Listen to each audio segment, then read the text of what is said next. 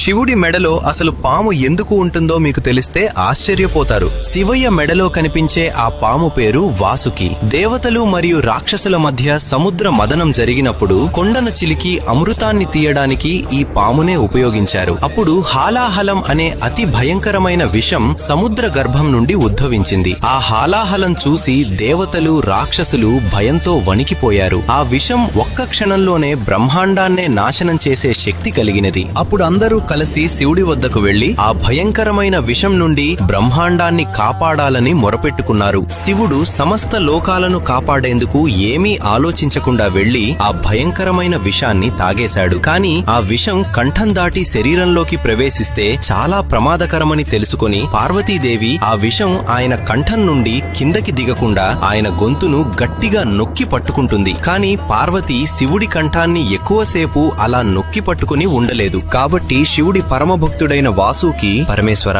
నేను మీ మెడను చుట్టుకుని ఈ విషం కిందికి దిగకుండా ఆపుతాను, అంతేకాదు మీ మెడలో అలంకారంగా మీతోనే ఉండిపోతాను అని వేడుకున్నాడు. శివుడు చిరునవ్వుతో అంగీకరించాడు. అప్పటి నుంచే వాసుకి శివయ్య మెడలో శాశ్వతంగా నిలిచిపోయాడు. ఫ్రెండ్స్, శివయ్య ఆశీస్సుల కోసం అందరూ ఓం నమః శివాయ అని